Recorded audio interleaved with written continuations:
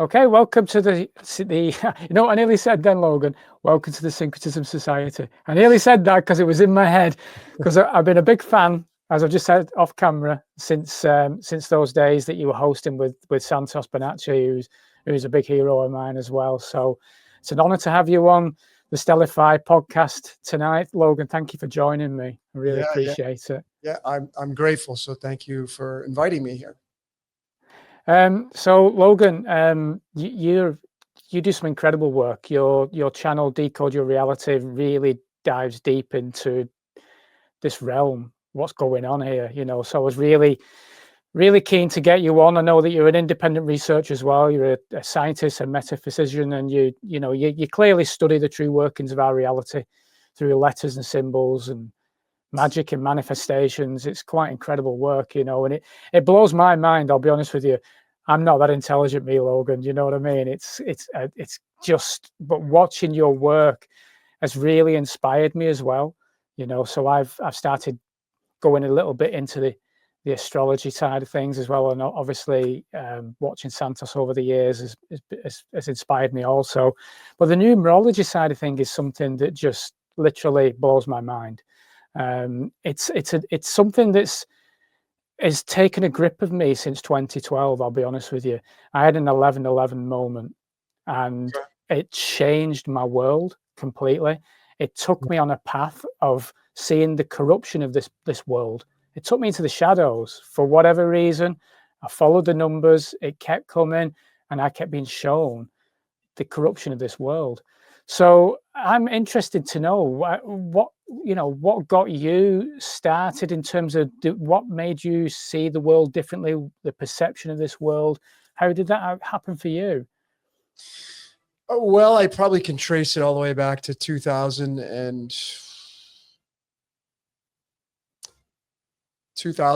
I mean, the early 2000s really, but then 2008 was kind of the big breaking point for me. I got indicted by the federal government. I went to prison. I served a 24-month time frame, did 18 months, good behavior, got out. So that completely was the greatest thing that ever happened to me, because when I went into prison, you either watch TV or you read books or you play ping pong, or there's several things to do. I decided to mainly read books and meditate and teach myself the mechanics of how this reality works. So I started having my family and friends send me books into the prison I was at. And I read over 18 months. I read over 100 books. So I was like a ferocious reader. Sometimes twice I'd read the books. And then when I got out in 2012, I started I kept going with it. And then I got into Bob Proctor and Born Rich and that whole series. And the law of attraction. I started studying that right before I got indicted. It was The Secret. That's really Rhonda Byrne's information. I started studying that in 2008. And then I was in real estate. So the market crashed and I got indicted. My whole world got flipped upside down.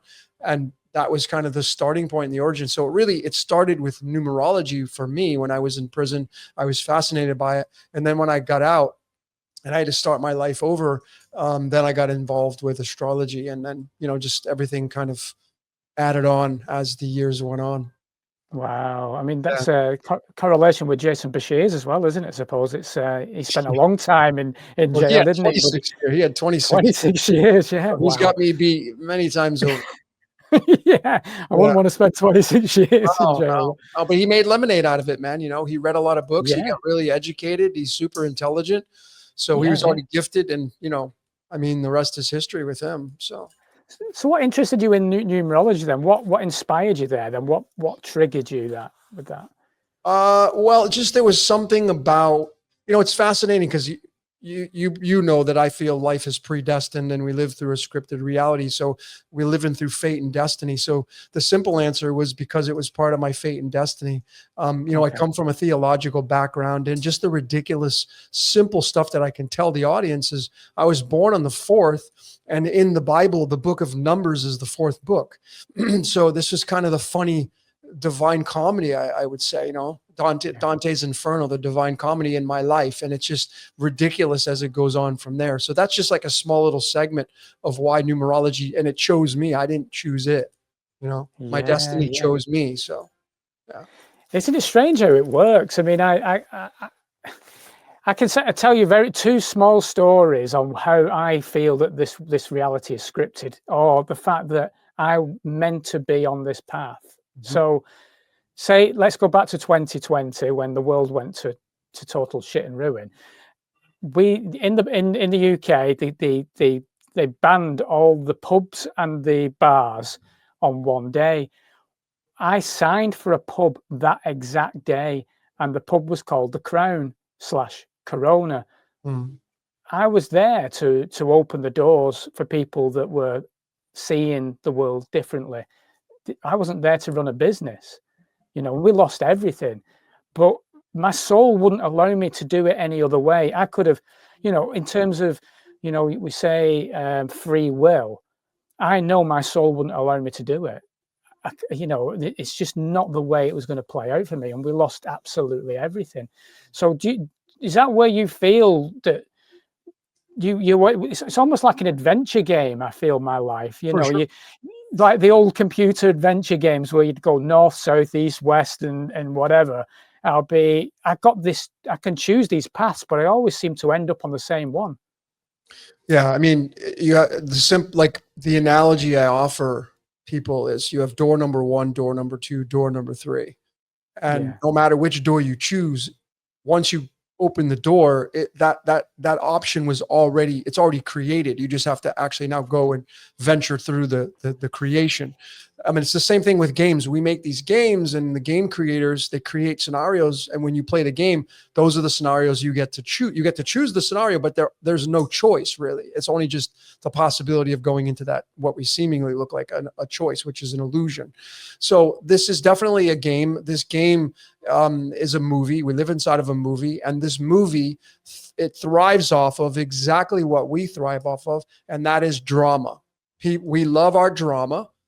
We love our movies. We love our shows. We like to be entertained, and I feel that we are entertainers to whatever's watching us. If you can label it a million different ways, but your screenplay, in theology, they're going to say your cross, that's your screenplay. That is not by choice. That is something that you have to go through as your fate and destiny. I mean, the Greeks, if you go all the way back to the ancient Greeks, that's exactly what they said. They said your fate is unchangeable, right? Yeah.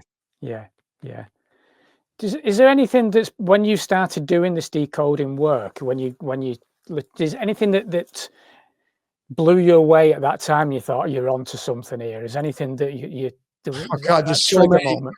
Yeah, there's just Yeah. too many to even. I mean, it's like daily for me now, you Is know. it? And it's just getting tighter and tighter. Like when I first started decoding, that was around 2012, 2013, and I actually got started by two people. I found this guy named um, Marty Leeds, and he uses what's called the septenary cipher, which is the 1 through 7. And then I also found Zach Hubbard from Gematria Effect News, or Gematria Effect Sports. And I've done a podcast with him already before.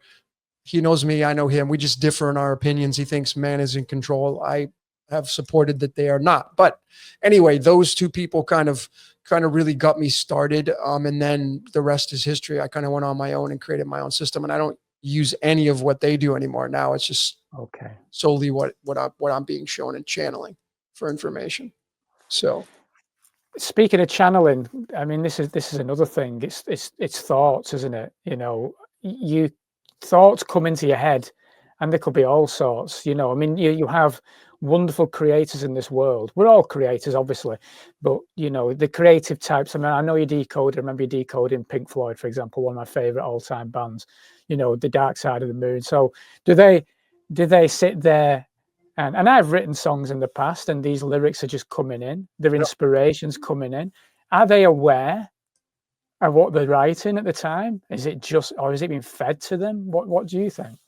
I think some of the artists, they know that the mind of man or the mind of woman is not their own. I think some of these artists are smart. Some of these artists obviously have the same kind of mindset as you and I and people of like mind that follow this kind of stuff. So it's not far-fetched to say they are completely clueless and ignorant. No, many of them, no. But I've decoded enough bands over the years and musicians and artists, and the message is very clear, is that you can say, yeah, I'm consciously aware of my thoughts, but the thoughts aren't yours. So a lot of these bands, I've read some of the stories and the historicity behind the origins of these songs, and they'll just tell you, yeah, one day I was in the shower and it just came to me. Okay, but it came to you, right? That's what the notion is. So the story's been the same for a lot of these people, is that, yeah, I had the thoughts. Certainly we're having thoughts, but the question is, where are they coming from? Yeah, exactly. And this leads me to, you know, shadow work in itself as well. We all have a shadow aspect of ourselves. We all have intrinsic thoughts. You know, there's times in my life where I've had very dark thoughts as well, but that's not me, you know. And I've often questioned afterwards, it's like, where is that come from? Where's that thought come from? You know, and it makes you wonder, where you have these elitist types as well, who are just puppets, really, aren't they? You know, the politicians that are pulling the strings, or they're just in front of the camera. It makes me wonder, are they truly connected to their heart? Are they truly connected to consciousness? Are they just playing along, but being fed by a darker consciousness even? Well, certainly, I think that there's no exception on being controlled. I think the control, it doesn't know boundaries. It doesn't have boundaries. And I think clearly, if you go back to the yin yang principle, the dark versus the light, I mean, those are obviously playing out. We see it in the movies. You have the superhero against the villain. And if the superhero didn't have the villain, there wouldn't be no movie. Right? You need an antagonist and protagonist. There would not be a reality as we know it if you did not have the contrast of light and dark. So people in this world, not like I've said so many times before, not everybody incarnates to play the good character. You know, most people, they feel like I'm a good person. You know, that's why if you just start to follow how people speak, they'll say, just do the right thing. You know, you've heard that, right? What does that mean? It's the right-hand path. It's the as above path, because the so below, the left-hand path is the path of sin, right? So the right-hand path is do the right thing. That's the path of the as above. So the as above, but the as above controls the so below, and they feed off of one another, right? And so we therefore have the two principles of the yin yang littered throughout our reality. And again, you need to have the contrast to challenge the good takers, you know, in this, because we get lackadaisical, we get lazy. You know, if you're a fan of the Matrix movies, and I'm not saying this is absolute fact, but it's something to consider. But in the narrative of the second Matrix, when the architect is first shown, when Neo goes and talks to him, he says, "Hey, when I created the first Matrix, it was sublime, it was perfect. But it had a flaw to it. And so I gave the people what they wanted, because you know why? The message was people want, he should have just said, people like drama. That's what he should have said. People don't like to sit there and just have bliss all the time. No, they don't like that. They'll get bored of that. And I think the creator does too, because if you've lived eternally where there's no beginning or end, how could you possibly live in a space of light all the time? You know, how could you do that? You would get bored of it. You'd need some kind of resistance to challenge you. Like, I'm tired of playing the good person. I'm tired of playing the freaking shaman and priest. I want to play the bad guy now. You know, I think that's kind of really how it works. Yeah, I don't think you're too far wrong at all with it, you know. And I was speaking, I had a podcast with a gentleman not too long ago, and we went very Gnostic, and the channel's quite Gnostic at times as well. But he was saying that, you know, these ascended masters, if you like, that come down to the planet, they go to bliss, if you like, after they've played their part here, and they get bored, and they want to come back down because they're bored. But then that leads into, I've had a lot of conversations like, and you probably had a load of conversations like this about soul trap theories, and you know, we're stuck in this reincarnation loop.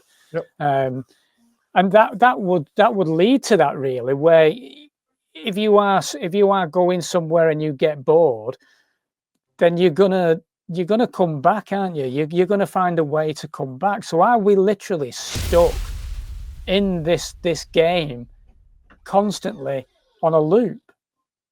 Well, I think that people, the grass is always greener, that kind of terminology. I think that's an illusion. I think that there's just this one big lawn, and there's a fence that people create based upon I'm here and you're over there.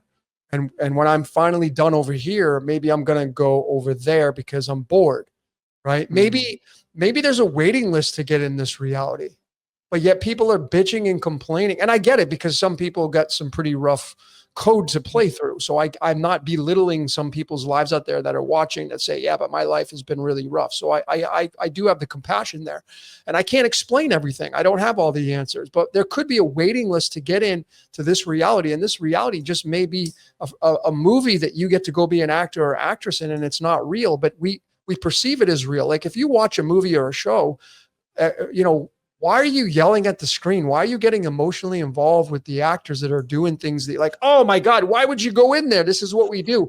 It's not even real. It's a script that they're playing, but the actors are real, So the same concept I feel is that the as above is what's watching us, and it's literally controlling, because that's what the actors don't have a choice, man. They have to read your lines. If you're going to be a movie star, the producer's going to be like, just read your lines. Don't try. And some of them, sometimes they'll be a little bit rebellious and they'll go off script, but nonetheless, it's just read your lines, and that's what, and then they edit it and they make it perfect. And then they set it, and now the movie's in time, and now you get to watch it and rewind it and stuff like that. So I really feel like we live through these ages of astrology, which are based in numerology. And these ages dictate the drama and the entertainment that's being observed from, we could say, just the easy of the as above. But maybe the as above wants to come down and play this game. I've said this many times, where if your spirit, what if spirit is not fun? What if it's a state of consciousness where it doesn't have all the action down here. You can't do down here up there. You can't do it up there. I'm just using this as terminology so people can understand. I'm not saying it's up there, but you know what I'm saying? But this place just is the greatest show on earth. It could be the greatest show on earth, and there could be a waiting list to get into this reality to play it out, So we don't know what happens after we die. And I know that we can compartmentalize these ideas. We talked about these ascended masters, and they come down, they get bored, they want to go back. But where do we go back to? There's no way to prove any of this. No. And this is what we got. So this is why, for me, and what I'm channeling, by the way, and so do you. Everybody channels from their representative, their higher self, whatever. And we have something to say. And whatever's running me, I don't take any of the credit for this stuff. All the discoveries that I found, it's not me doing it. I'm just the instrument. Like when I use this little pen, does not have a choice. When I grab it and say, you're going to write, it'll write, it's going to write. I mean, you remember they have to take the lighter on there if it doesn't write. Like, oh, I'll control you, put the lighter on there and stuff, like, oh, you want to stop writing? I'll just take the lighter. But anyway, this doesn't have a choice. It's at my command. So why do we have choices? Well, the scripted reality that I've been shown says that we're just like the pen. We're just, like, I can pick the color. There's all these colors on this pen, blue, green, but the only choice it has is to write. That's it. It only can write. What we can do, all we can do is create. And if you don't want to create, you know what will happen? You'll get bored. Like, just go sit in a room for 12 hours, 20 hours. You know what happens? I went to prison. It can get boring in there, especially if you get thrown in isolation. Right. And then when you come out, that's why a lot of these people that go to prison, when they come out, some of them, they're hungry.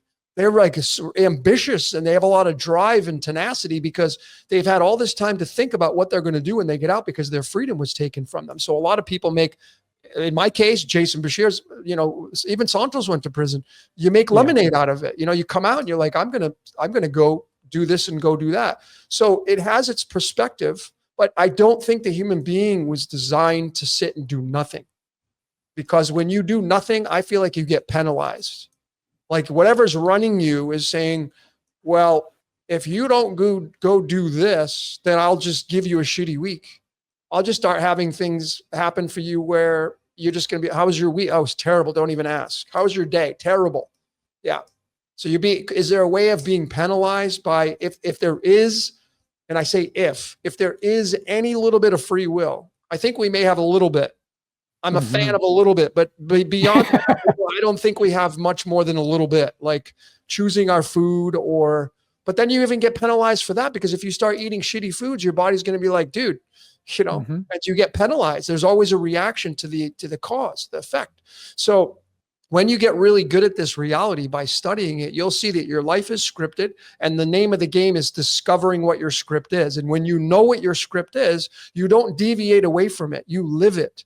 I just did a decode on Anton LaVey, the founding member of the Church of Satan, right? It clearly, and you got to be an astrologer, a numerologist, he had no choice but to open the Church of Satan. No choice in the matter. So when you see someone like that, right, and not having a choice, then how do we have choices? No, he knew what he was going to do. He was very smart. Huge fan of the occult, had a lot of occultism in his astrological chart. His life path was number 1, which is me. Hello. That's the path of the ego. Yeah. His life path, his birthday adds up to the number 1. So it's obvious, and I've done it through a million different things now. Literally, I've decoded so many things, and the results all come back the same. We're a character in this movie called life. Simple. How do you think that there's a lot of suffering in this world, though, isn't there, as well? So if an individual is suffering and we have limited free will, I mean, are they destined for that suffering? Is there something that they can do to turn things around? Because by looking at the code, obviously, and we'll get into that in a bit, hopefully, if they learned the code, if they knew, like if you were to give them a reading and they learned their code, are they able to use that code to move from that suffering into a better aspect of life? Well, yeah, that's a great question. I think that there are multifaceted answers to this question.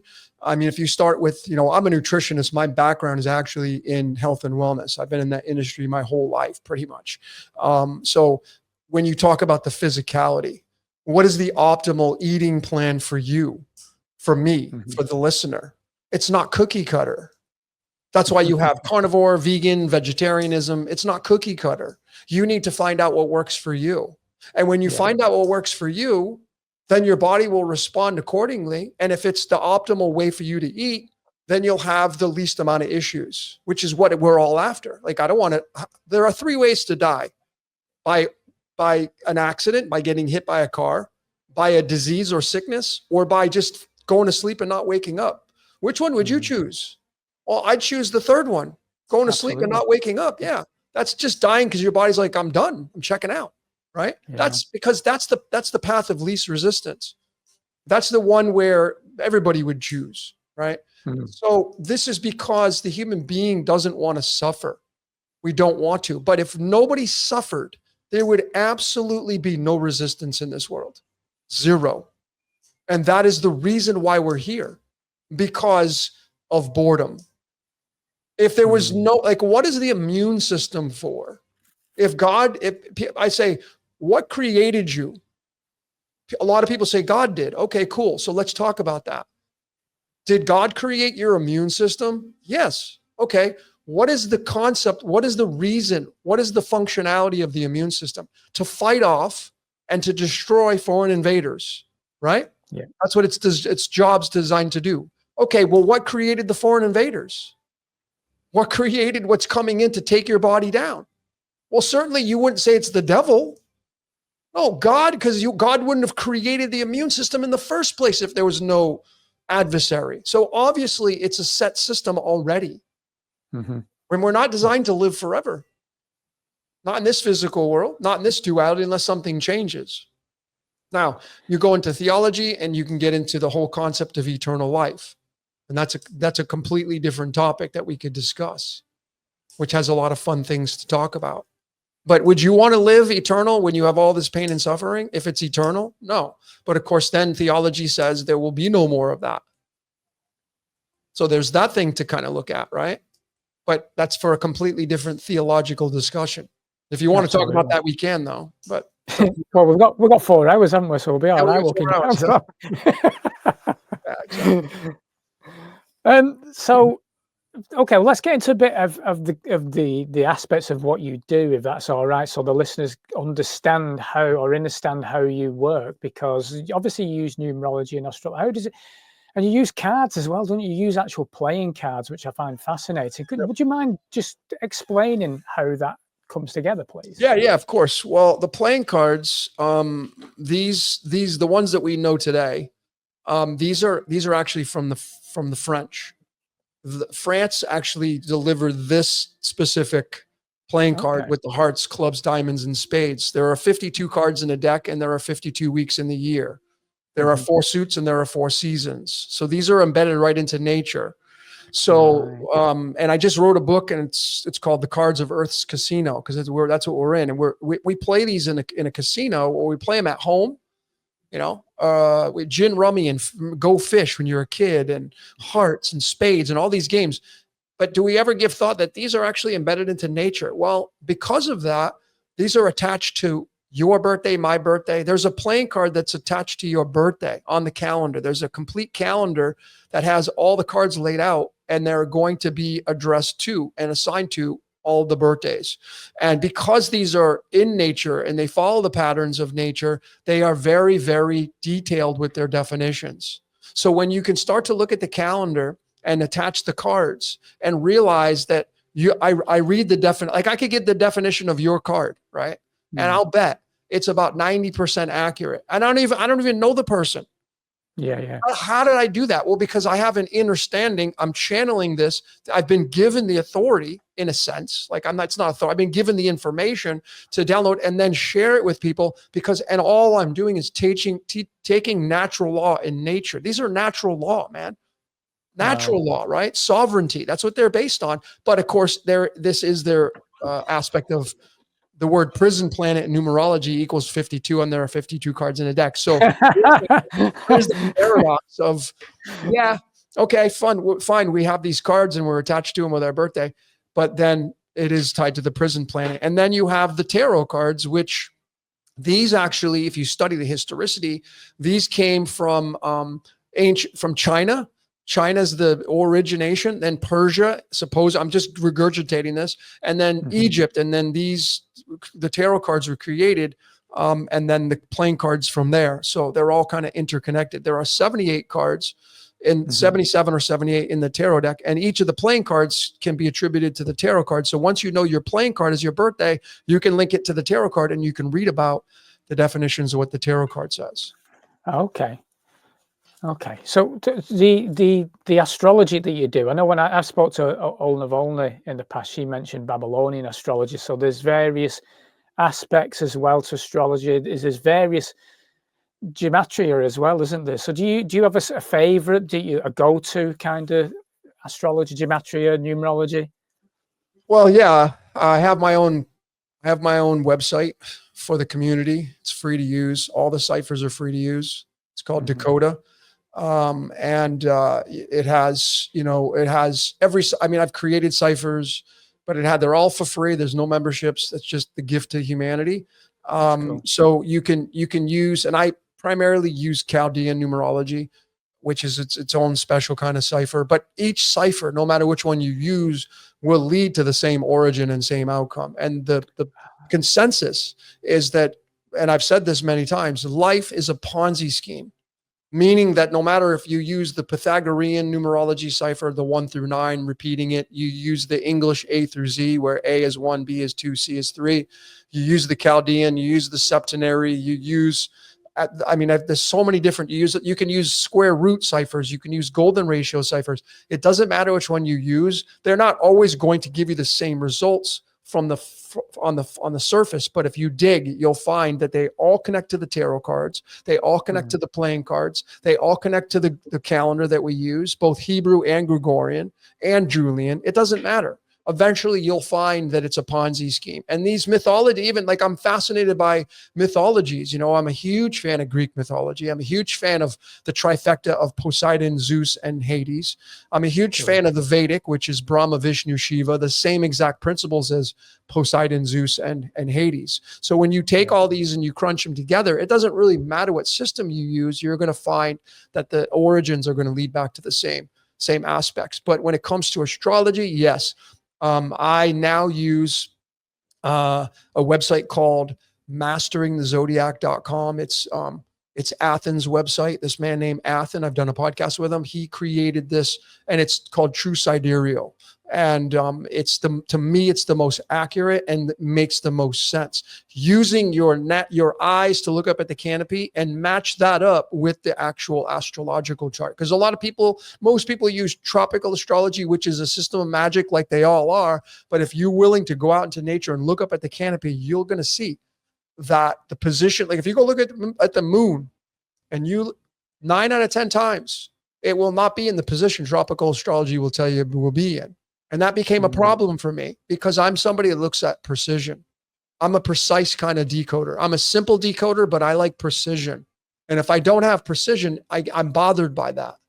I think people overall are you bothered if I tell you 1 + 1 = 3? Does that bother you? Maybe not. Yeah. But you're going to be like, dude, what are you freaking, what are you smoking? Oh, so that's my issue with, and I've shown through many videos that tropical astrology, when it comes to the true map of the stars, it fails. It doesn't mean it's wrong. People get mad at that because no, but if you go look at, and I've documented this 3 times now with my own camera, with my own eyes, taking pictures of the sky and showing people, how can the moon be here and be there at the same time? I see it. It's there. So I'm a precise. So yeah, I've done podcasts with Ola. She's amazing. I think she uses Vedic astrology. I don't think she uses the true sidereal, but that's totally fine. Again, I use that system. I look at that system. I look at them all, but when it comes down to it, it's mastering the zodiac. And then I like to use the stellarium-web.org app that you can download for free on your phone. That to me is the most precise that you can find today. And you use the periodic table as well, don't you? I use the periodic table. Yeah. I use mathematics. I use so everything through alchemy is connected to the cards and tarot and all that kind of stuff. So when you start to add that layer on, which I do in a lot of my decodes, all of them now are using primarily the playing cards, the periodic table, the tarot, and numerology. Those are the 4 base. And then we can add on sine and cosine waves and prime numbers and, and other bits and pieces, polygonal shapes and stuff. And it's just, once you start adding more and more on and you get a base system, which we've now developed, it's too perfect. It's absolutely, it's beautiful. It's precise, and it's too perfect for man to sit there and say, I'm going to purposely and consciously do this on this date and do this on that. No, because it's perfect because I don't have to do anything now. All of my stuff comes out perfect. I don't even choose it. It's just perfect. Every time I pump a video out, there's a message with the timestamp and, and you can, if you're a code breaker like myself and so many others, you start to laugh because it just gets ridiculous. It's like the Divine Comedy, as I mentioned earlier on. It is mind blowing. Do you ever use intuition, or are you very illogical with your readings then? Oh, both. I think it's a blend of intuition. What is intuition? Well, your thoughts, right? Well, absolutely. I had an intuitive thought. So I'm using my thoughts. Yeah. And then I back it up with reason and logic with what I've been given through the principles and foundations that have been created with I say it's not even me doing it. Whatever's channeling through me it takes all the credit. And, you could say spirit guide, all that kind of stuff, but it's all of it. It's Zeus, it's Venus, it's Aphrodite, it's Inanna, it's Mars, it's Mercury. It's a team effort. That's really what it comes down to. And it's a Ponzi scheme. So eventually they all just kind of come together. People come together as groups, the planets group together, numbers group together, periodic table groups together, the tarot groups together, So it comes in groups and waves. Do you see the planets as gods in themselves in a way then? I mean, they give off frequencies, don't they? And they affect us, obviously. Yeah, you would think so. You would think so. The moon affects me. What's that? The moon affects me. Every full moon. A lot of people. It floors me. I could be exhausted for days. Yeah. Oh, really? Okay. Yeah. Well, that happens with a lot of people. It just depends. And that has a lot to do with where your moon is located at, and then trying to figure out, why that energy is. And of course, if it's transiting, if it's in the current moment at the same position as when you were born, you may feel it more. But if you're willing to look and document, then you can start to make heads or tails of it. But you got to look and document, like some people get affected by Mercury retrograde, Yes. So that's a thing. And like you just said then, because I have looked into that, and I think when I was born, I think there's something to do with the full moon. So that would make sense to me. Yeah. So it's like kind of a blueprint that got you got branded. Your astrological chart, our astrological charts, it's like a brand. It's like, it's like somebody that takes that hot brand and on the cow, that's how we get branded. It's our blueprint. It's our owner's manual. Like when I give readings to people, personal readings, I tell them that, and I show them that, the example is like, if you drive a car, in the glove box, there's an owner's manual. And you probably, like, who looks at the freaking owner's manual? It's like, I know how to drive a car. Even if you rent a car, anybody ever rent a car? You're not open. Let's check the owner's manual first. No, you just get in the car and drive. It's like, it's natural.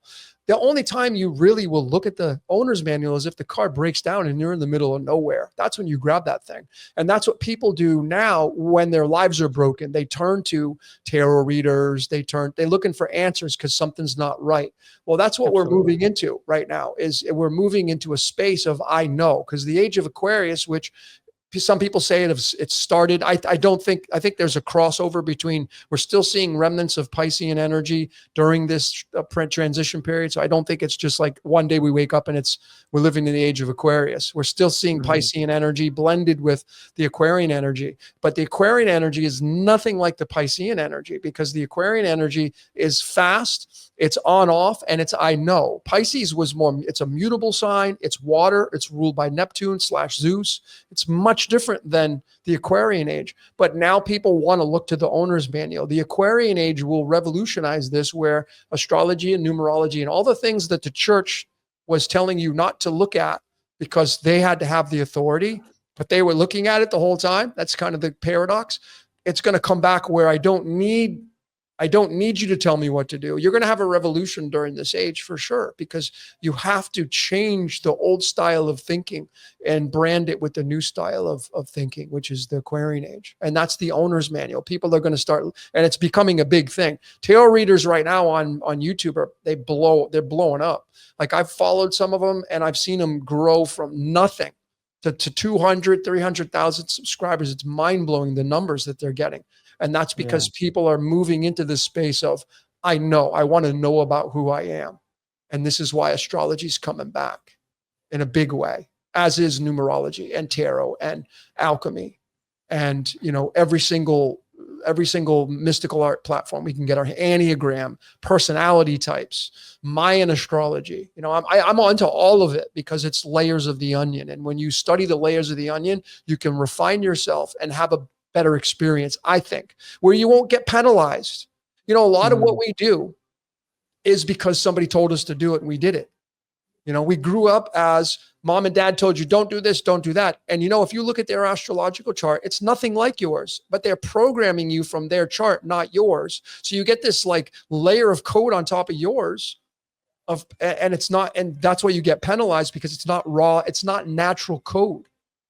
I'm studying like natural law. It's really fascinating how the US, like United States, broke away from Britain in 1770. They created the Constitution and they created it on natural law, but now they use force outside of natural law to enforce, saying if you're born under the United States, you're automatically under the laws and jurisdictions. That's not, you no longer have the natural law. It's such a paradox and contradiction, right? But they had to do that to break away, and they used force to break away through the war. Right. And I think that's what we're going through now, is that we're all going to be going through our own little mini revolution personally, and then maybe even on a collective level as well. Do you think that's why the world's gone a bit potty, especially over the past 5 years? It's, we're heading into, like you say, a new age, aren't we? So there has to be a transition. There has to be an end, doesn't there? There has to be a close of something. Yep. Is that the great reset that Crazy Klaus has been promising us, or are we having a different one?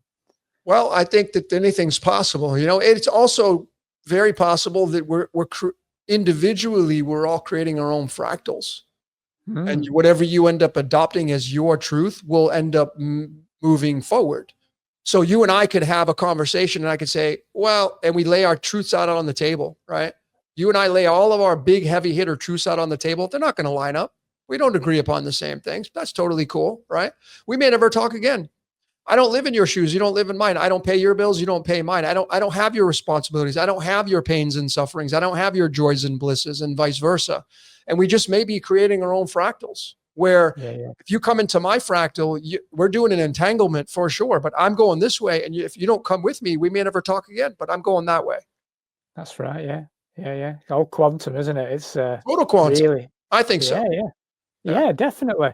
And I think when you talk about The Secret, it's quite interesting, really. I mean, I got into The Secret as well back in 2012. That was another part of my awakening, if you like. And it was recognizing that you can make a difference to your own reality. You can become a creator in your own reality. And like you, I mean, you're a big Bob Proctor fan, though. I know that you met him as well, didn't you? I did. And what an inspiration, really. But I always came stuck as well. It was almost maybe my script. Even though things could happen, I could create magic. I'd always end up hitting a brick wall, and I feel that I tried too hard. So when you were saying about the script itself, it's almost like when I go with the flow, with the Tao, if you like, if I just go with the flow of the river instead, my life is easier. My life is a bit easier. If I'm fighting against the tide, which I've done most of my adult life, if you like, trying to succeed in business or whatever it will be, I've come unstuck. I've hit difficult periods. But if I just go with it, I seem to do a lot better and enjoy life a lot more, if that makes sense. Totally. Well, I mean, that's the name of the game, right? People don't want to suffer. They want to have the easiest path of least resistance. There's nobody that would say, yeah, I'd rather take the rough path. No, you want the path of least resistance. People don't like to have that pain and suffering. So, how do you get on that trajectory? Well, there's many facets to that, but it's understanding your code. And your code is another word for blueprint. If I want to have blueprints drawn up for a house, I may hire an architect and they draw up the blueprints. That's before the house is built. And then you go in and you get the contractors to build the house. Well, that's the same thing. The body has a blueprint, right? And then whatever created this body, you'd say God, was the construction of the house. But behind the house is the blueprint. Well, in the metaphysical world, it works the same way. The blueprint is astrology, numerology, tarot cards, alchemy, the calendar, days on the calendar, prime numbers, mathematics, all of those things, golden ratio, pi, phi, all of these are the blueprint foundations of what it means to be a human being. So everybody's assigned specific numbers. Everything is code. Like I was just talking about this. I've talked about this before last night. Like, what's your high school mascot? Is that code specifically assigned to you? Abso-freaking-lutely it is. Is your hospital that you were born in code for you? Absolutely it is. The latitude, longitude, the X marks the spot on the map. That is specifically code that is assigned to you. It's all letters, numbers, and symbols when it comes down to it. So when you incarnate into this world, when you're birthed into the matrix, right, you are now assigned code. And seemingly the kind of the ridiculousness now is we're moving into barcodes and scanning these numbers and codes and the binary system. We're scanning those, and now you get the mark of the beast, the theological aspects of the mark, and you get the Neuralink and all these things that are seemingly going to be coming in through the age of Aquarius. These are all Aquarian ideas, right? So you have all this code assigned to you. It's imperative, I feel, to study who you are and why you're here, especially if you have kids, especially if you have children. Because if I had a kid, which I have none, do you have kids? Yeah. Okay, you do. Okay. I'm in my daughter's room. She's moved out now. She's 19 and buggered off to London. But oh, nice. Okay, cool. So this is for you then, right? especially those that have kids that are still under the guise of your household, if they're 7, 8, 9, you want to study their blueprint, because like a lot of parents, they force their children to do what they did. Like you see a lot of people, like the dad's a doctor and the dad says, you're going to be a doctor, but the kid's chart doesn't call for being a doctor. And so he forces them to go to med school, hates the school, ends up resenting the parent. It removes the bliss, becomes a doctor, but doesn't become the doctor like his dad. There are instances where it's the opposite, where they become great. They follow in the footsteps. But there are a lot of times when kids do not follow in the footsteps, but are forced to do that. So in order to alleviate that burden, to get everybody to have the path of least resistance, the parent would study the child's code, astrology, numerology. And then when they start to ask the child, hey, what do you want to be when you grow up? And the kid says, I want to be this. And you look at the chart and it coincides with what they want to be. Then you have there's no resistance of you doing whatever it takes to put that kid through that school or to teach them or to get them a tutor or a mentor in that position that they want to do. Because you can see it in their chart, and that will better their specifics, their specifics when moving towards what they're destined to do. I love that. I love that. I really love that. And I love what you said before about, the fact that our parents program us because they don't know us. Because we just don't. How could we? It's just not. We're so unique, aren't we? And there are so many layers to this reality. It's untrue. And I went through my shadow. I had a breakdown after we lost the pub and we lost everything. I had a breakdown. I did my shadow work and I recognized, there's aspects of my upbringing was why I was repeating the same stuff, the same trauma, the same cycles of mental health issues that I was facing was coming from childhood. And it weren't their fault. It wasn't my parents' fault. They loved me. I had a very loving upbringing, but they didn't get me either. So what you're saying actually rings a lot of truth to me. I think that's a wonderful way of, because I think where we're heading right now, and correct me if you think I'm wrong, but I think we're heading in a point of remembrance of who we truly are. This is the time now to actually truly recognize how special we are and where we truly come from. Yep, I agree. Knowing the code is just, it's going to take so much out of the roughness of the journey that you're in. Agreed. Yeah. I mean, when you had talked about your parents not knowing you, that's because they didn't study you from the blueprint. They studied you from how they perceived you from their blueprint.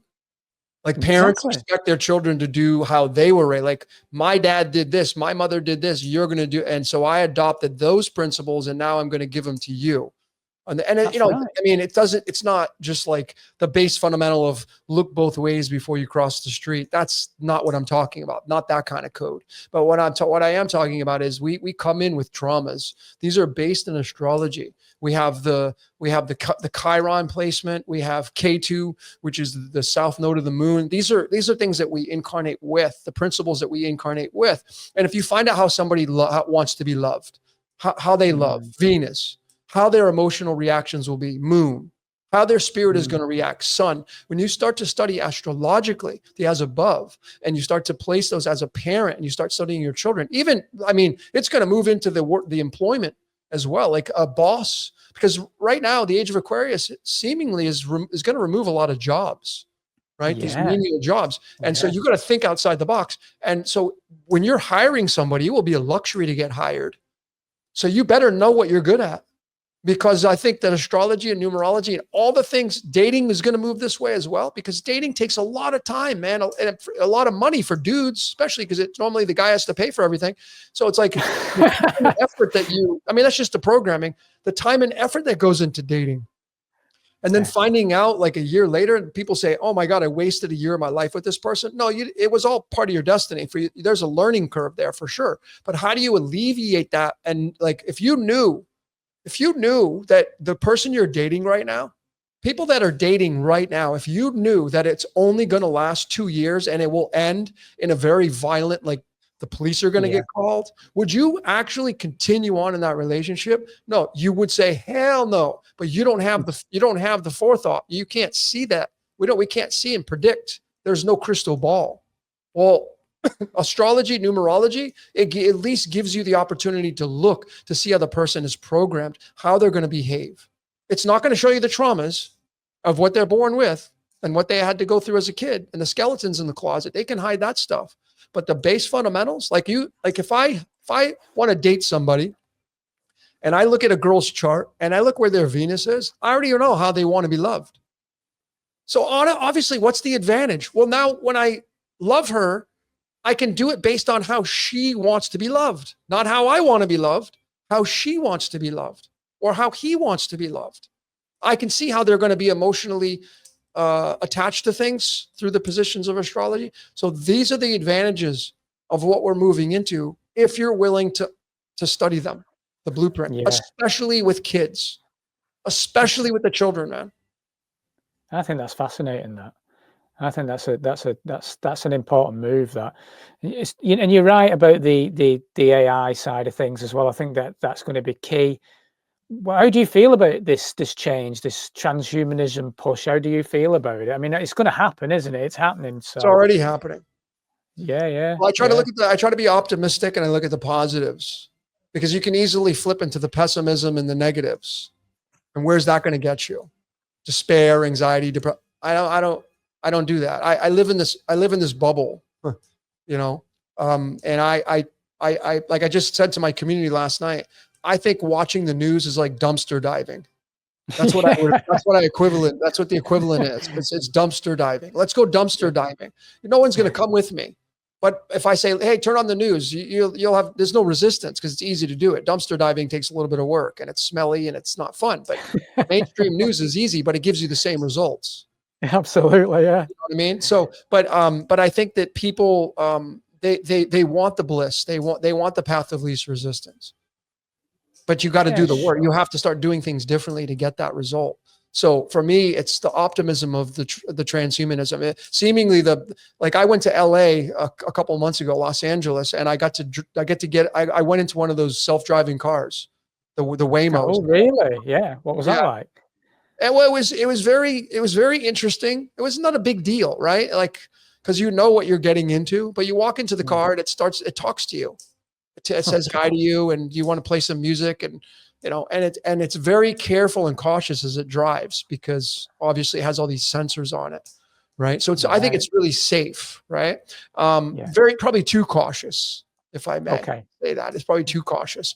But anyways, in China they got flying cars. I mean, the next step is that, and I just don't see us going back to horse and buggy. To me, is that cruelty? Like, is driving a car more cruel than riding on a horse? Which one's more cruel in the world of cruelty? Well, the horse is like, dude, why are you on my back? Even though that's really what it's designed to be. But the cruelty is riding the horse, not driving the car. So driving the car is the least resistance, but it's also pollution. So we get into electric cars, you know, but then there's the batteries and how they make the batteries and the slaves that go into the batteries. So it's inevitable that there will always be suffering to make people move forward in this reality. And transhumanism is the rise of the machines. And I think that there is a big layer it's an unstoppable force that's coming into I just don't see it any other way. We're not going back to cassettes and records. 8-track players are not coming back. Atari and ColecoVision are not coming back onto the scene. We're not going to use Rand McNally maps to navigate anymore. Those are done. Those are Piscean inventions. You know? I still love my vinyl though, Logan. I'm still playing my vinyl. I get it. I mean, those are antiques, right? And people, I think the novelty and the nostalgia. I get that. And some people say that the sound is much better on a record versus a digital, right? I don't have the ear for that. But you see, records take up room and they scratch. That's right. Yeah. Right. MP3s don't. They can get corroded and corrupt, but they don't. I can hold in this phone. You'll never be able to put as many records as I can get on this thing. No, not even close. So the clear winner is we're becoming more smaller and more compact. Like, what's the next stage of evolution for this thing? Because it's not going to be this forever. Well, we know that, don't we? We know where it's going, don't we? It has to be, or at least you won't see it. It will be a chip that will project. I don't know. You got to think science fiction-y. Will we see it in our day? I mean, I'm 52, you know, like they say, we'll live to be 150 today with the technology. That's one of the advancements of the humanitarian, the utopian Aquarian age is the advancement of health and wellness. People will be able to see again. They will be able to walk again. People will be able to increase their health and reduce their issues medically. And I think that's and that's what I like to focus on, is the utopian side of the Aquarian age, not the dystopian stuff. There will always be both. We see it in the Piscean age, right? We see utopian and dystopian in the Piscean age. You saw that in the Piscean age, and it's through every age, the yin yang principle. It's who holds the it's like a double-edged sword, isn't it? You know, it's whoever holds the power to that tool can cause the destruction or have, it can create a wonderful world. You know, I mean, AI can be. I always was very resistant to it. I'll be honest. I was like, I'm having nothing to do with it. I'm a creative. I'm having nothing to do with this. But it's actually enhanced my creation. I'm actually more creative now than ever before, which is crazy. But it's how you use the tool that's there, isn't it? That's the key. And we are in very interesting times, without a doubt. It's fascinating times. Speaking of the cycles of time, you mentioned, you know, the Aquarian age, obviously, which is clearly happening. And you mentioned, I know you've talked about yugas in the past, the Kali Yuga.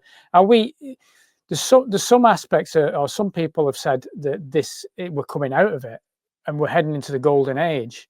Is that something you've looked into yourself, or? Yep. Well, personally, my take on it is, and this is not my final answer, like there's room for growth here, but I think a concept that fits the narrative best right now is, I think the Aquarian age will be the Kali Yuga. I think the rise of the machines is the Kali Yuga. It's the Iron Age through the Yugas. But there will, inside each age, the Kali, the Dwarpa, you know, these ages have a golden, silver, bronze, and iron in them. Like the four, it's always about four blood types, four corners of the earth, four card suits, four seasons. So is each age assigned the four, where you have golden, silver, bronze, and dark and iron? So yeah, there is that aspect of, we're heading into the golden age. Yeah, of the dark age. The four quadrants are in the dark age, and they're assigned their placement. You see? Okay, I get you. But the whole entire age of Aquarius is probably going to be Kali Yuga. Whoa. Well, that's something to look forward to then, isn't it? Sure. We're already seeing the golden age in the age of Aquarius. Self-driving cars. Is that a benefit or is it a negative? It's a complete benefit. You'll be able to sit in a car. You'll be protected. Will there be accidents? Yeah, but they'll be less and less because they're very cautious. But what can you do if you don't have to drive anymore? Well, now you're free to work. Because people like, oh my God, if you had an hour commute to your work, but you now don't have to drive, what would you be able to do on that hour commute? You'd be able to work. So you'd get more done. So we have to start looking at this like from the productive side, not the negative side that people are attuned to doing, you know? So I feel like when we start to do that, we live out that golden age of Aquarius. And I think that's the medical, living longer lives, healthier lives. I think there's a lot of benefits. Even diagnosing your health conditions can be done with Chat GPT way better than a doctor. It blows any doctor away because it's collecting data from every part around the world. All these published medical documents and these tests and trials and everybody else that's uploading. You're now having access to all that, and it can give it to you instantly, and you don't have to get in your car and drive to the doctor. That's why telemedicine's here. Like now, you can do a consultation right over, just like we're doing right here. So you now reduce the risk of driving, which reduces the risk of an accident on the road. We're definitely going to see a lot of jobs losses. For sure. Without a doubt. I mean, that's why they talk about the universal basic income, though, isn't it? Because they're going to have to find something for people. Sure. And not to go into the dark side of what's been going on in this world since 2020 especially, but that would make an understanding reason to why populations would potentially decline also. But we don't need to get into that subject because YouTube would soon have me well and truly kicked off. But you know where I'm going with that. You can talk about the dark side a little bit. I mean, if you just use analogies and you don't really kind of make really case specifics, because there's always a yin yang principle. And YouTube recognizes the yin yang principle. It's just that you don't, when you get flagged is when you start to tread on someone's turf specifically. So if you don't, especially medical. Yeah, because look, when you get to the level of refinement, at least from what I'm channeling, there is no good or bad. My truth now, see, I don't believe anymore. I stopped believing. I know. Now that may sound egoic, right? People say, oh, you think, I don't know anything. In your world, I know nothing. I don't want to know your world. I don't get to be a star in your movie. I only get to be a star in my movie, and it's my truth, and I command my truth. So your truth is the only truth that matters. But that's magic. What you're doing there is magic. That's alchemy in itself, isn't it? You are in full control of your avatar right now. Well, it's in control of me, but yeah. But you're playing the game. Yeah, I've surrendered, and the name of the game is it's two sides of the same coin. Polarization is choosing good or bad. Now, if you don't agree, if you're somebody who studies theology, Jesus even said it in Revelation when he's talking to the church. He says, hey, you guys, you're either with me or you're against me, but I wish you would choose. That's polarization. Right? He clearly said, you're either an angel or a demon, but you got to choose. You're either a superhero or a villain, but I wish you would choose one. That's because he wants you to polarize so you can stay in the game of matter. But when you become neutral and you see that the middle path is where you're in the gray, man, it's like, well, I don't really want to get on your court anymore. Sometimes you have to, though. Get on the court, right? But when you don't get emotionally reactive towards what's going on the world stage, I talked about this last night, what's going on over in Gaza, horrific. But what are you going to do about it? What can you do about it? Oh, I'll go have my voice. No, you're not going to do anything about it because the core, you can't touch the core. You can't touch it because you didn't create it. It's not yours to touch. So if you can't change that situation, then why would you tune into it? Because I tell you right now, Magic 101 is when you tune into it, you feed it. Every time you tune into Gosma and everything, even right now I'm talking about it, we're feeding it. So that's why you tread a little bit. But the concept is that what I can do is I can make a difference in people's lives by giving them a reading or showing them the way so they can become a higher refined being. And that's what the world needs. With or without what's going on in different parts of the world. Yeah, it's horrific and I have compassion, but there's nothing you can do about it. So that's the dumpster diving that I'm talking about. Not to belittle anything that's going on over there, because there's a lot of suffering and I would never sign up for that. And I'm grateful that I'm not there. That's the other thing is I get into a state of gratitude because I could easily be over there experiencing that nightmare, but I didn't get that code and that makes me grateful. So you can start to get into a state of gratitude, which tells the universe, thank you for giving me my code and not that one, because that one's rough. And maybe those people that are going through that, maybe, that's what their screenplay called for, obviously. And if there is any kind of free will going through certain doors, maybe the karmic aspects of what people are getting now is, I talk about this about serial killers. Maybe the people that got killed, they deserved it. Maybe they were killers in their past life. And they had to go. We wouldn't know, would we? We wouldn't know. We wouldn't know. Yeah, we wouldn't know. We wouldn't know. But if there is free will, if there is, and I say if, it could just be that where, but no matter what, door number 1, door number 2, door number 3, it doesn't matter which one you go through, it's still going to be fixed. So once you go through it, like the video game, you go to, let's go through this door. When you go through it, it's already fixed by the developer. The developer's already, well, who's the developer of Earth? God would be, right? And it's already fixed. It's already fixed, just like a developer fixes the game. You can't go into that space over there because I didn't create it. You can only go left. So you got to go left. You're forced. And that's what I think that's what this game does. Because there are things that happen in our lives that you can't explain. There are people that, and I've said this as an analogy, there are people that were doing the dishes one night. and they had a wine glass. And you know, sometimes when you clean a wine glass, it breaks as you're cleaning it, and it can cut your hand. It's happened to tons of people, right? You're cleaning it, and some people have sliced their hand so bad they got to go to the hospital. So they go to the hospital, and when they get to the hospital, they meet the nurse or the doctor, and they start dating that nurse or doctor, which ends up becoming their husband or wife. I promise there are situations that this has happened. Yeah. And they said, if I didn't cut my hand, if I wasn't cleaning that wine glass, I never would have met my husband or wife. And we never would have had these kids. So did you choose breaking that glass? Yeah, exactly. Hell no. No, it chose you. That was setting up, that was the precursor for you to have your children. And that's what's needed to keep this game going is kids. Children are needed. People need to have sex. That's why orgasms feel so good. That is the draw. Love is what keeps this game going forward, which is why Venus has in astrology, in astronomy, has so much to do with this reality. Okay, interesting. Yeah, because it's love. Falling in love, which causes chemistry and lust and seduction and all that stuff.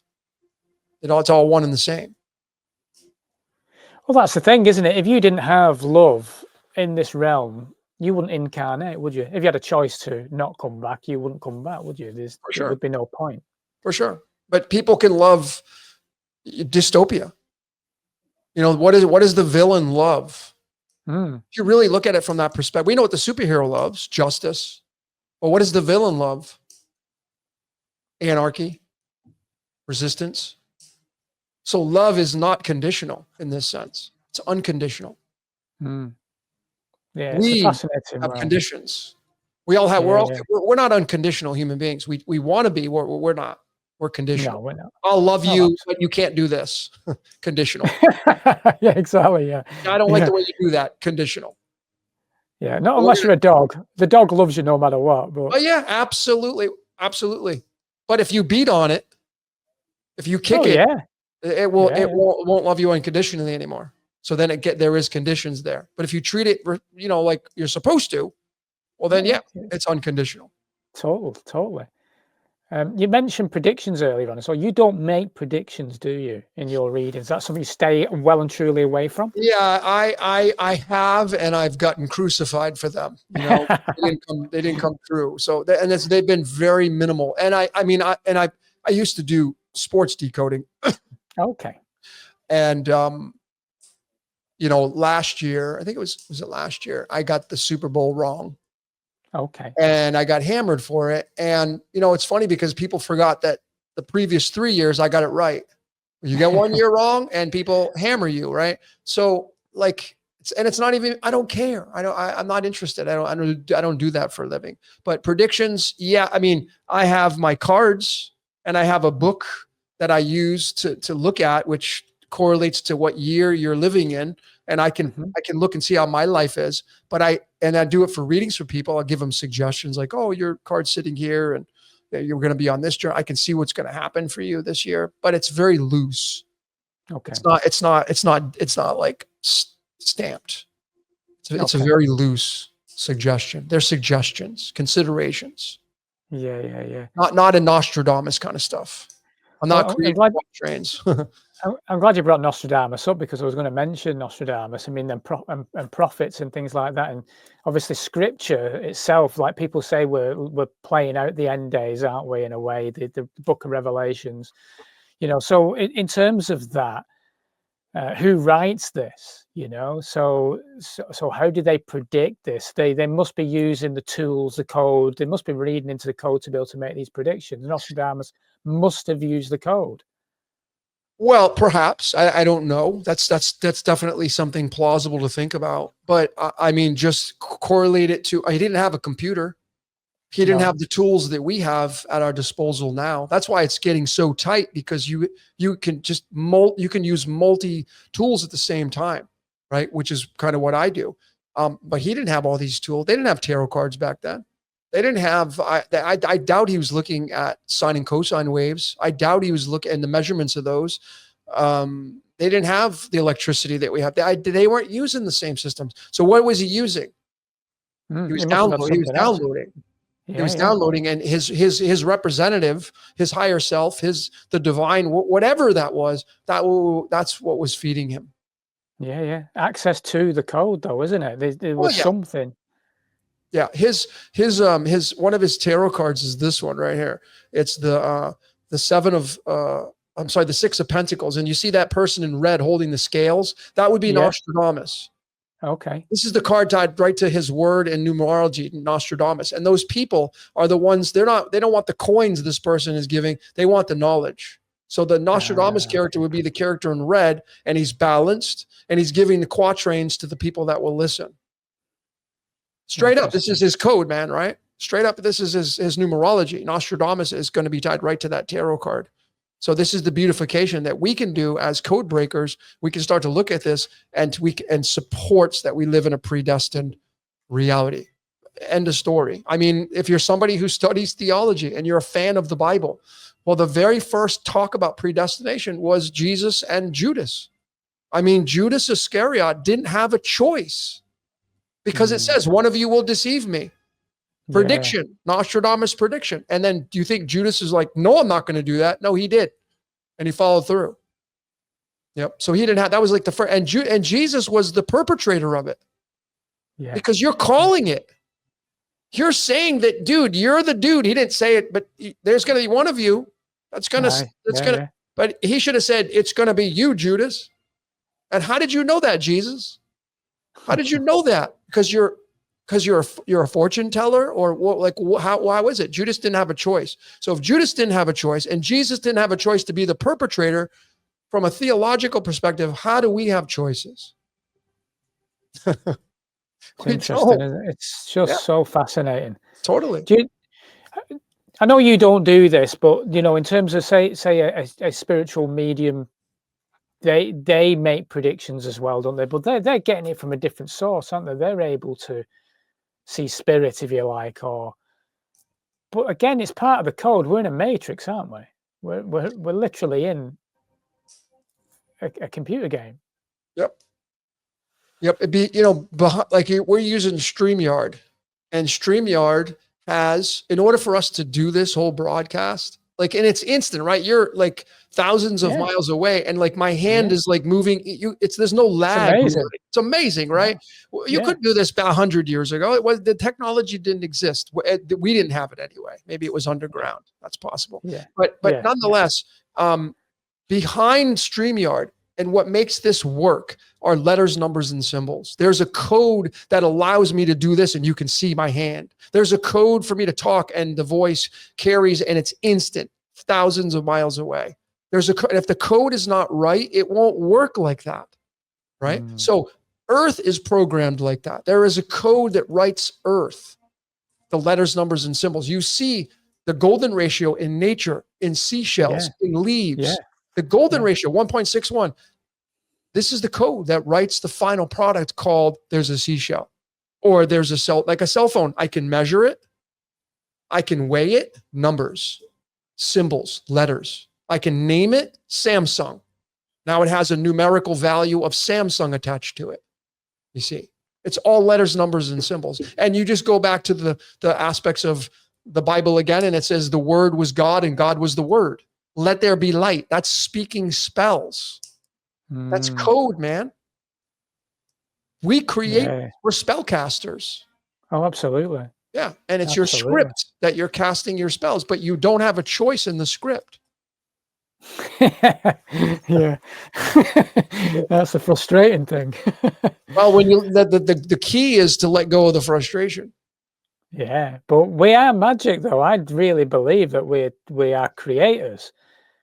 For sure. So I understand where you're coming from with that we don't have the free will, that we have the limited free will, but we can still create, can't we? I think as long as we feel we're on that right path, and within our bubble, if you like, you're in your bubble and you're in your zone and you're staying in the middle, there's room to be the dreamer in this dream. And I think that's important. Agreed. Well, if everybody in the world was assigned the task of studying your own blueprint, right? It's mandatory. If studying your code became mandatory, if it became law, and it was put into schools to study, right? Oh, then people would know their direction. They would know their purpose. The next thing in line is, are you gonna be courageous to move towards it? Because then you add in competition, right? You add in the aspect of like, why do you and I and everybody listening to this, why do we want to continue to create? Out of boredom, but also because we want more things. That's called desire. Yeah. What do you desire? What are your desires? I don't desire anything. Bullshit. You desire things. It's just the way people function. But if everybody studied their code and knew what their code was, and they took an oath where I'm not going to debate what you're going to do. Like if you want to go do it that way, go do it. But that's not what human beings do. Oh, we become conditional. You shouldn't be doing it that way. You need to follow my party. My way's the right way. My religion's the right way. My eating plan is the right eating plan. The way I raise my pets, that's the right way. The way I raise my kids, that's the right way. Your way is wrong. Why do we have to do this? Because it creates drama. And we like drama. Oh, we do. And that's why we watch it on the telly. Because we're addicted to drama. And drama causes oxytocin and dopamine and serotonin and all the feel-good, all the emotions. Yeah, that's what people are addicted to. You don't have to shoot a needle in your arm or snort something or smoke something to be addicted to the brain's capacity to feel good or feel bad. No, we're addicted to these things. And that could take us to the Gnostic demiurge archonic kind of thing there, really, isn't it? Because the archons, if there is such a thing, are there to take our energy, to feed off our energy, and it's the emotions, isn't it, that they want, really? Be it joy, be it whatever, fear, love, fear, that's what there is. There's the two emotions that really is. And they particularly love the fear, don't they? So, or it seems to be that way. Fear is the dark side, love is the light side. Fear is dystopia, love is utopia. Yeah, this is simple. Love is the superhero, fear is the villain. I mean, it's that simple. So ultimately, and the Greeks said it was ambrosia, which was the food for the gods. That's the emotion. So sadness and joy, same thing. It's being harvested in the same way. It's just a different concept, a different adjective to describe. It's just energy. Like Star Wars and Lucas said it best. It's just the force. That's Absolutely. It. We use it for good or nefarious purposes, but the force doesn't care. Like electricity is the perfect thing. Electricity is L, which is God, right? It doesn't care what you plug into it. Like the outlet that you have in your home, it doesn't care what you plug into it. It's going to provide the electricity irregardless of what it charges up. Somebody could be charging it up to use it for evil purposes. But the electricity is not going to say, I'm not going to give you the electricity now. No, it's unconditional. Correct. Yeah, absolutely. And I think people do need to listen to Yoda a bit more, actually. He spoke a lot of sense, really. Totally. Yeah. Speaking of the cycles of this realm, resets. So, do you think that's something? Obviously, there seems to be knowledge in that, isn't there? You know, we had the World Trade Fairs and things like that. That there seems to be, and I know Jason goes into this. Obviously, you got the Phoenix event that he talks about in, I think it's 2040, is it, or something? That's the Phoenix event. So, where do you fit with all this? Where do you feel? Do you feel we are heading for a reset now? Is this something that's happening? Another reason why the world is going a bit crazy at the moment? Yeah, like his work is great. He's super intelligent. I'm a fan of his work. His 2040, we got a long way to go for that prediction to either come true or not come true. Time will tell. Time will tell. We just don't know, right? And I'm not going to say it's right or wrong. We'll find out, but I think that we could easily postulate the idea of Phoenix events happening all the time, really. I mean, 2001, September 11th, was that a Phoenix event? COVID-19, was that a whole Phoenix event? World War I, World War II, where countless lives. I mean, what constitutes a Phoenix event? A lot True. of people being killed, you know? So Mm, do they fit into the context of what his great research shows? Not necessarily. But, mm, you know, time will tell, you know, mm. time will tell. I mean, Pluto, Hades moves into Aquarius right around that 2039, 2040 mark. So, Okay. you know, Hades is Shiva, the destroyer. Okay. So The destroyer. there's a very big layer of truth to, like, 1+1 = 2 truth to his research and what he's saying. Interesting. Very interesting. Have you done any, I know you don't do predictions, but have you looked into world events, potential Oh, yeah. more I events? Have decoded. you done? Yeah. Yeah. No, Yeah. I decoded World War II. I decoded Adolf Hitler. You know, it was all scripted by the books. Right. Yeah. Not being in control, just having to do that.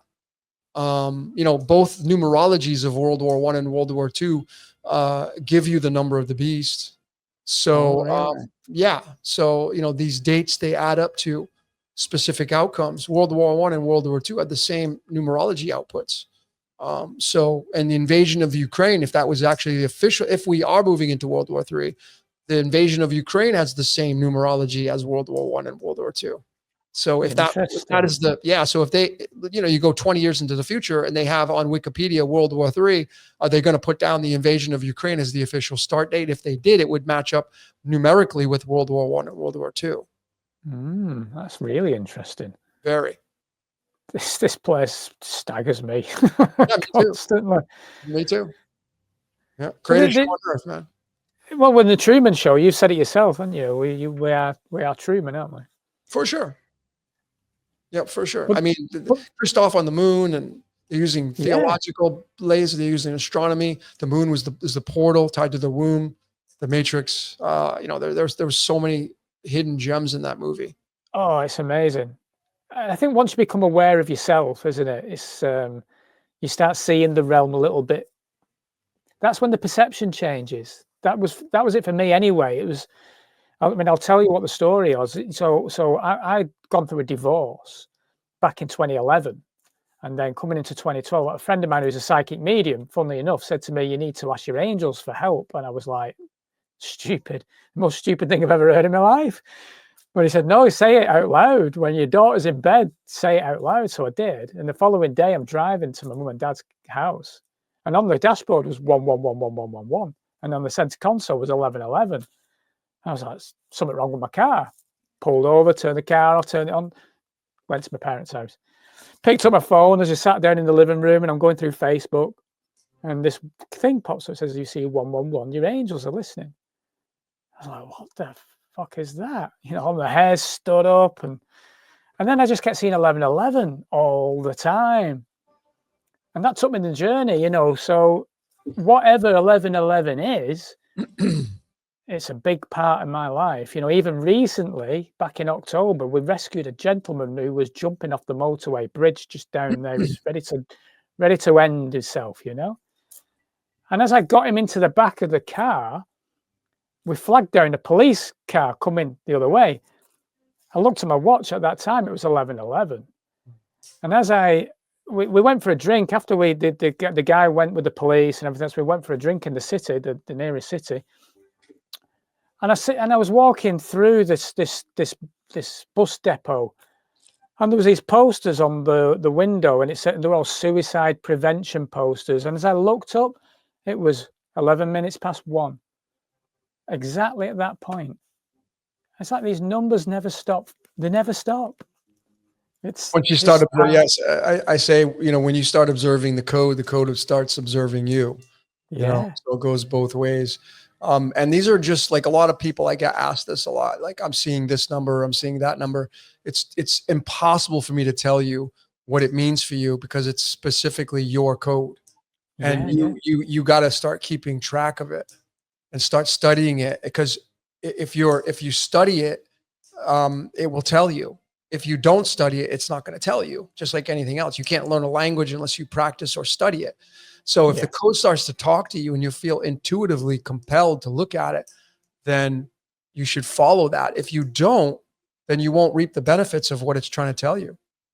It's really true. Yeah, and I know it's took me on a journey. Don't get me wrong, there's been some tough periods in this journey, but it's been a journey and an important one. Mm. A lot of lessons, Mhm. and it's brought me to this awareness, and I'm very grateful for all of it as well, you know. So it is the place, as hard as it can be, and it can be very tough for a lot of people. I just find it a fascinating place, and I think it's a fascinating time to be alive right now. Agreed. Logan, I really have thoroughly enjoyed this conversation. Me too.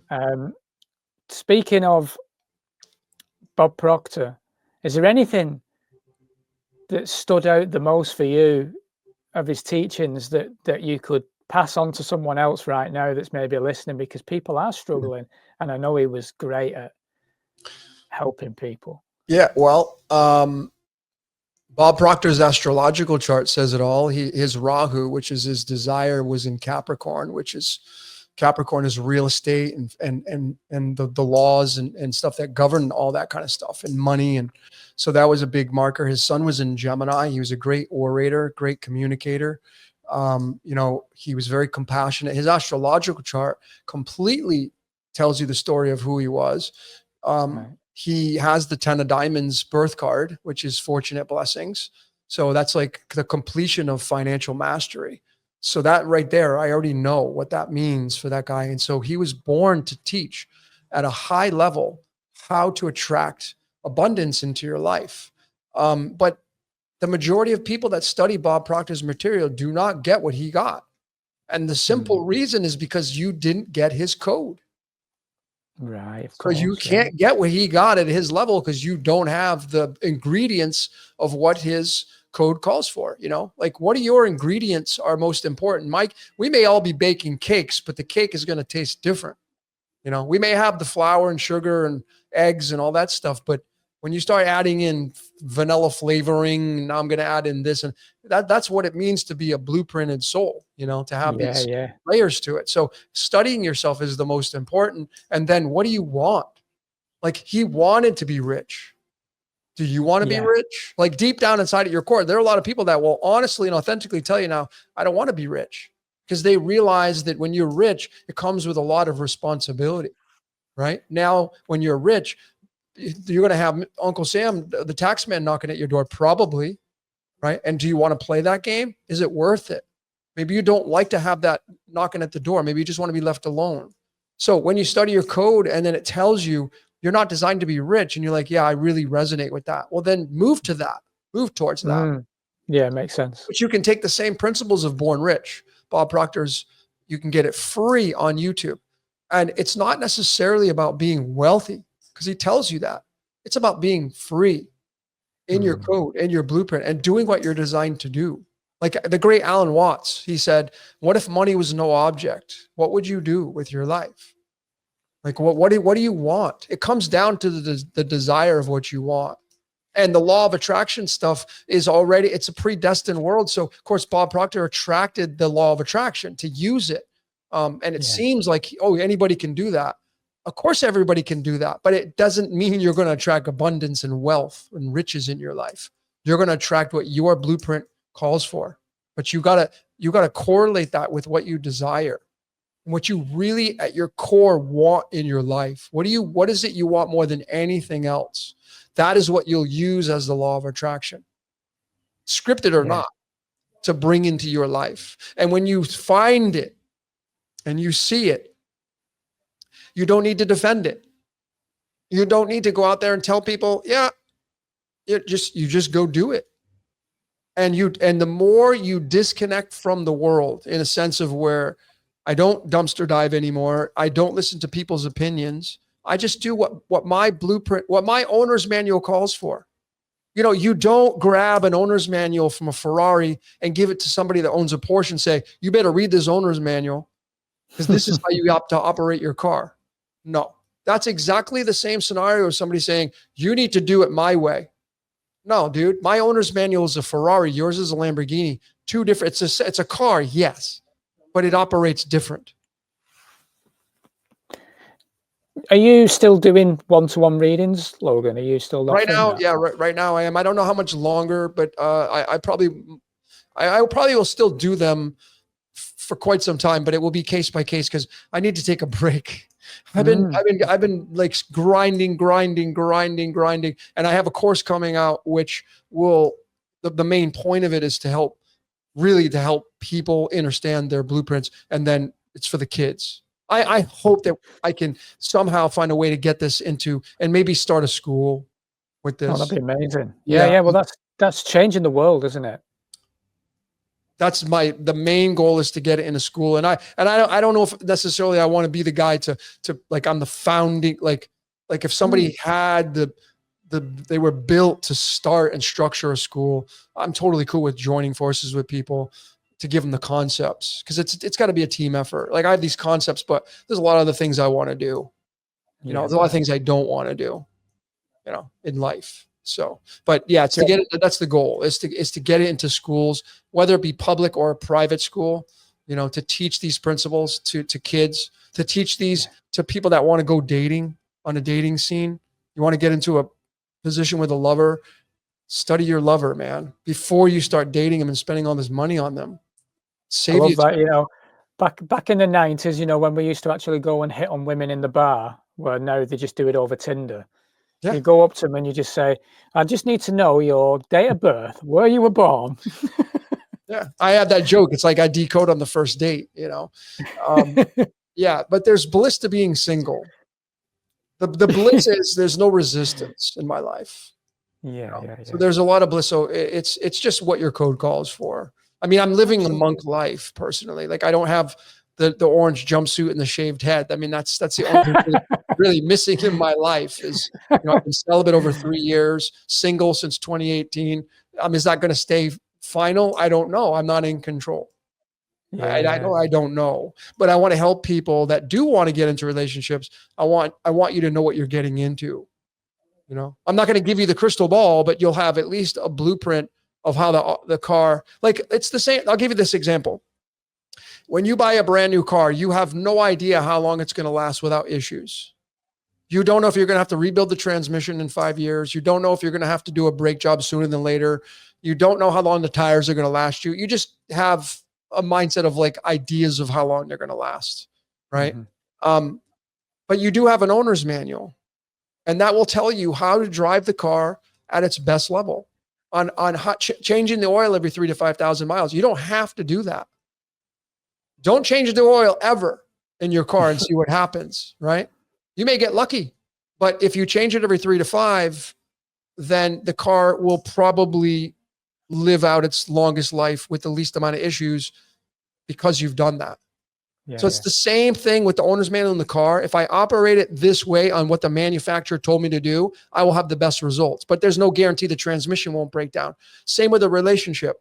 If I give you the owner's manual of the person you're about ready to date, and you operate and you let them do that blueprint and don't try to force yours onto them. The path will probably be very smooth, but there's no guarantee that you won't have a breakup or you won't have a this and that. But what are those caused by? Conditions or somebody cheating on somebody else. You can see that in someone's chart too. You can I can see if someone has a high sex drive. I can see the averages of a high sex drive. You can see promiscuous activity in someone's chart. Yes, of course. Their cards, of course. They're prone to that. So the chances, do you want to roll the dice? You're going to have loads of people contacting you saying, "I just need to check what my partner's up to." Back in the times when you and I were out there, it's just simply lust. You're like seeing that girl's hot. I'm going to go talk to her. You have no idea what you're getting into. Zero. And and I know that everybody puts on their best face at the beginning. Always. Agreed. Always. Oh yeah, agreed. Yeah, always. Totally. So I think the fun joke is like, I think the world will change when all women stop putting lashes on and putting makeup on and stop getting, enhancements, stop doing all that. Go natural, go to the club with sweatpants. Everybody wears sweatpants to the club. No makeup. Guys don't put gel in their hair. Just go with your bed head and you have sleepies in your eyes. Go to the club like that. And that will change the course of humanity. But of course, we know that will never happen because people are afraid to look bad. Absolutely. That was part of my shadow work actually, was looking into my subconscious programming, why I behaved in certain manners. It's really powerful actually, asking yourself the questions of why do I do this with my hair? Because I want to look good. Well, why do you want to look good? Because I want to look attractive. Well, why do you want to look attractive? Because I want someone to fancy me. Why do you want someone to fancy you? Because I don't love myself. I think people are in the habit of oxytocin, dopamine, serotonin, and how do you increase your, like I've made this joke. Can you get oxytocin from holding your own hand? No, but if you hold somebody else's hand of the opposite sex or whatever, you're going to have oxytocin. You can't do it yourself. That's the draw, man. That's how we're programmed. We're programmed to hump and have sex and make babies. We're programmed that way. We're programmed to chase oxytocin and dopamine. 100%. Programmed to do it. So, of course, that's why we want to look good, because we're instinctively trying to get some. That's what we're trying to do, trying to get some. I want to get you in the sack. I mean, ultimately, that's what it comes down to. I mean, if we're going to be real and authentic, let's be real and authentic. That's why we go and look good to go out when we go out. Of course it is. Why not just go look, when you go to your next interview to get a job, show up with sweatpants. You would never do that, because the chances of, they're like, what the hell, this person... but you would never do that. But that's the rebel, man. That's the person that has completely said, I'm checking out, man. I'm just going to do what I want. Yeah. But there's power in that, though. Very much so. Because now that you don't need I don't need the attention. Absolutely. I don't need you. The authentic you is powerful. Yeah. But when the authentic you is pretty much conditioned now for most people, for all of us. We're all conditioned to look a certain way, and life's about looking good. So yeah, I truly believe the world will get better when people break free of a lot of the conditioning and free themselves of those chains and recognize truly who they are.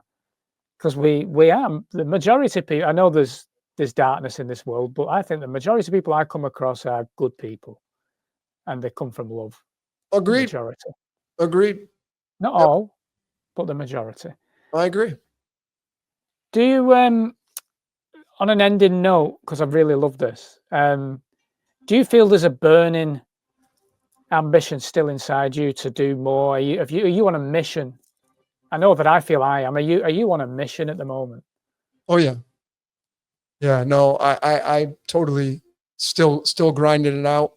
I've hinted to my audience that, the thought of retiring from code breaking is a thought that I've had. I don't know. I mean, 600 videos, how much more do I need to continue to pump out to show, to kind of my discoveries, if I use the court of law, if I were to show up and my position is we live in a predestined world. Okay, well, where's your discoveries? 600 videos. Here you go. Take a look. That's my discovery. Now you want to go and try to beat that up. Good luck. I wish you the best of luck. I think you have an impossible task, but that's a little bias. Do you know where your mission's taking you next then? I know you're going to do a course, but then there's a school, which is that in itself is a mission, isn't it? Yeah, that may be just the next big venture for me. I spend a god awful amount of time in front of the computer, sitting down, which is not healthy. And I know that. So I have to consciously break away. But the thing is, I keep coming back to, like, if you ask me, what do I love to do? I love sitting in front of the computer, and I love breaking code, and I love doing readings, and I love code breaking. That's what I love doing it. And if the internet got pulled, if the computer got pulled for me, what would I do? What would I do with myself? I mean, I love to cook, so I could easily go to culinary art school. I would enjoy doing that for sure.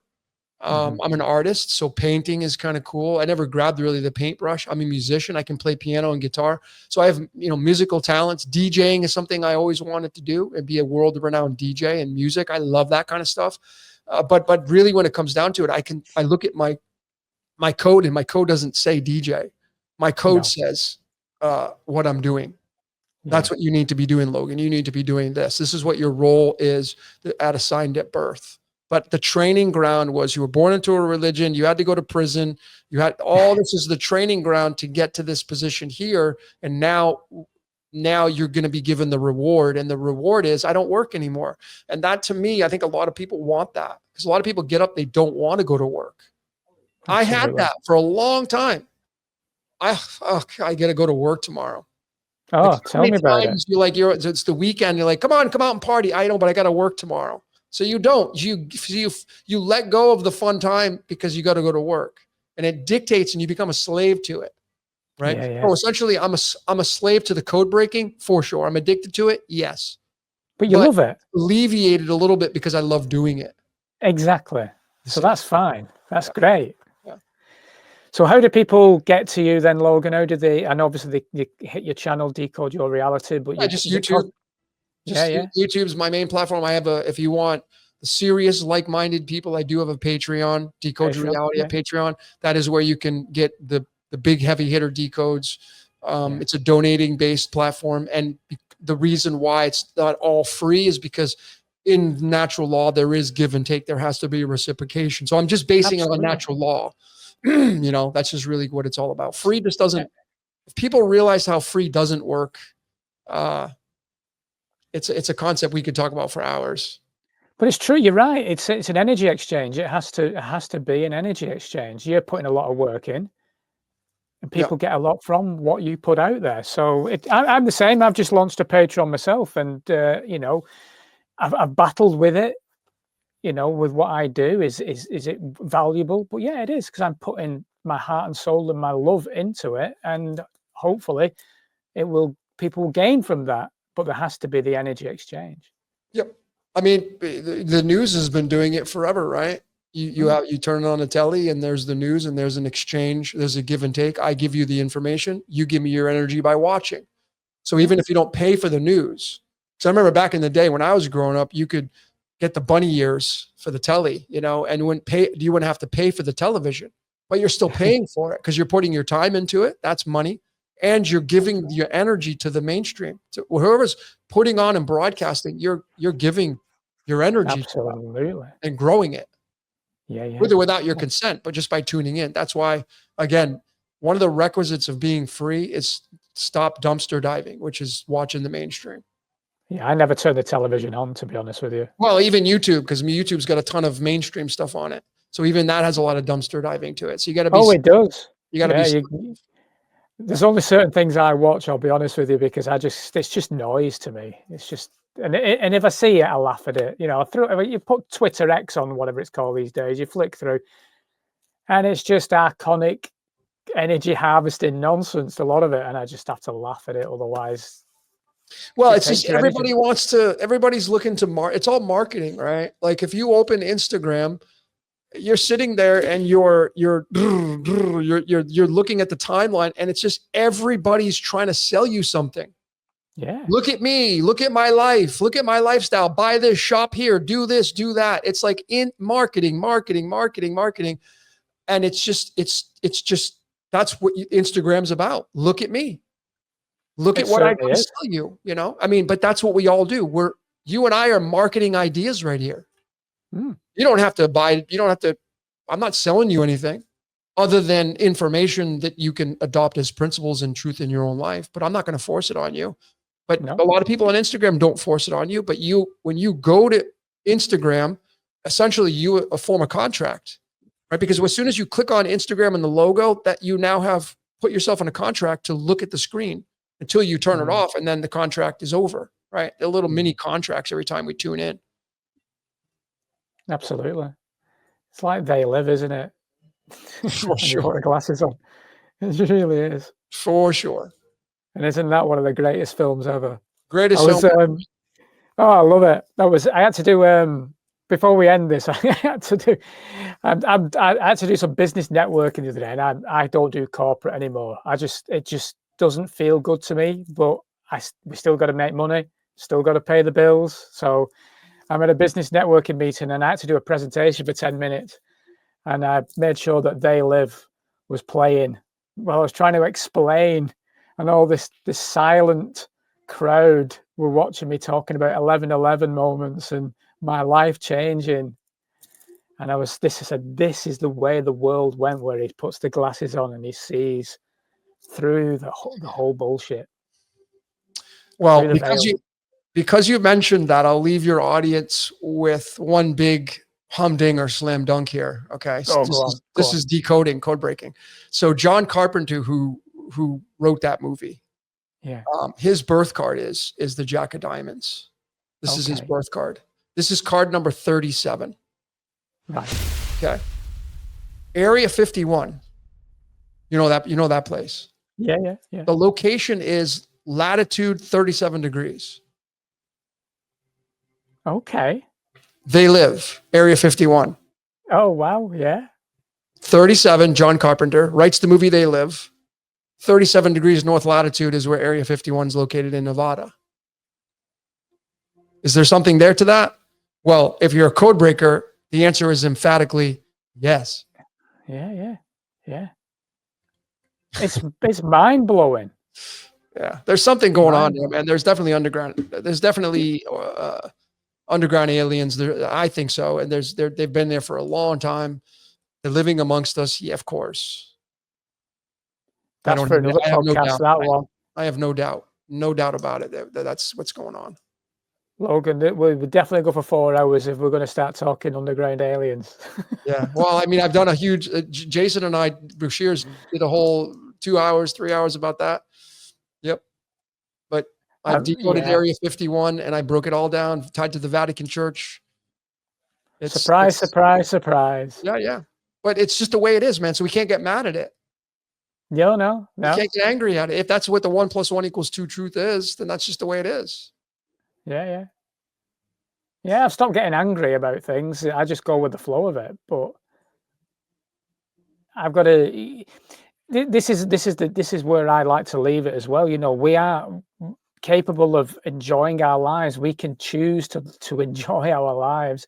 The Truther movement is a very, very angry, paranoid movement, and understandably as well, because you know we've been hit hard since 2020, especially. And when you're awake or aware, if you like, it can be quite frightening when you suddenly wake up to the way the world runs.